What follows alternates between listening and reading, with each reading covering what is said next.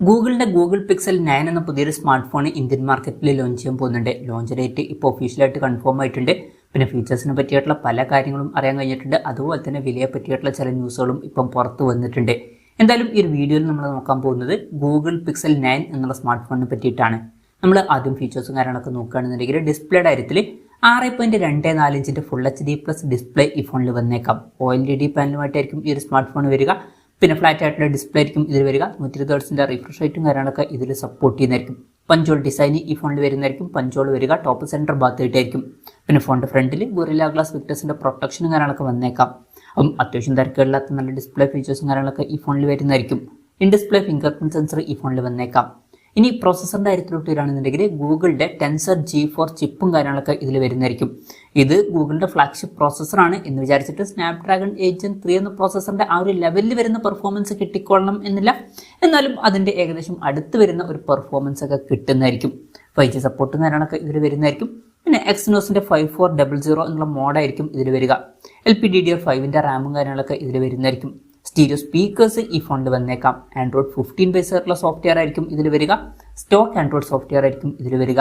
പിന്നെ പൊതുവേ software updates first ഗൂഗിളിൻ്റെ ഫോണുകളിലാണ് കിട്ടാറ്. അപ്പം ഫാസ്റ്റ് ആയിട്ടുള്ള സോഫ്റ്റ്വെയർ അപ്ഡേറ്റ്സും കാര്യങ്ങളൊക്കെ ഈ ഫോണിൽ ലഭിക്കുന്നതായിരിക്കും. അതുമാത്രമല്ല കൂടുതൽ കാലത്തേക്കുള്ള സോഫ്റ്റ്വെയർ അപ്ഡേറ്റ്സും ഈ ഫോണിൽ വരുന്നതായിരിക്കും. ഇനി ക്യാമറയുടെ കാര്യത്തിലോട്ട് വരികയാണെന്നുണ്ടെങ്കിൽ ഫോണിൻ്റെ പിന്നിൽ ഡ്യുവൽ ക്യാമറ സെറ്റപ്പ് വന്നേക്കാം. 50 mega pixel main camera sensor ആയിരിക്കും ഈ ഫോണിൽ വരിക. പിന്നെ 50 മെഗാ പിക്സൽ ഒരു അൾട്രാ വൈഡ് ആംഗിൾ ലെൻസും വരുന്നതായിരിക്കും. ഇത് സോണി IMX858 സെൻസർ ആയിരിക്കും. പിന്നെ ഫ്രണ്ടിൽ 10.5 മെഗാ പിക്സലിലെ ഒരു സെൽഫി ക്യാമറയും വന്നേക്കാം. അപ്പോൾ ഇതിൽ ടെലിഫോട്ടോ ലെൻസ് ഒന്നും വരാൻ ചാൻസ് ഇല്ല. ഇത് ഫ്ലാഗ്ഷിപ്പ് ലെവലിൽ വരുന്ന ഒരു സ്മാർട്ട് ഫോൺ ആയിരിക്കും.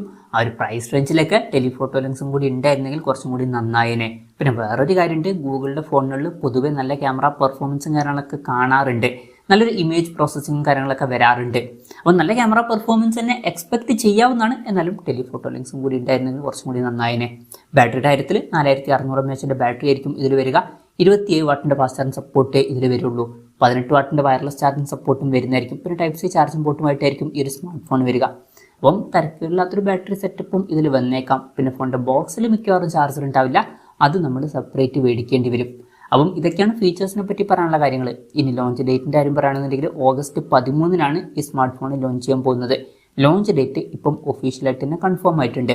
വിലയുടെ കാര്യത്തിലോട്ട് വരികയാണെന്നുണ്ടെങ്കിൽ യൂറോപ്യൻ പ്രൈസിങ് 899 യൂറോസ് ആയിരിക്കുമെന്നാണ് റിപ്പോർട്ടുകൾ പറയുന്നത്. അതായത് 82,000 രൂപ പ്രൈസ് റേഞ്ചിൽ. ഇന്ത്യൻ മാർക്കറ്റിലും നമുക്ക് ഏകദേശം അതിനടുത്ത് വരുന്ന ഒരു പ്രൈസിംഗ് ഒക്കെ തന്നെ എക്സ്പെക്ട് ചെയ്യാവുന്നതാണ്. കൺഫർമേഷൻസ് ഒന്നുമില്ല.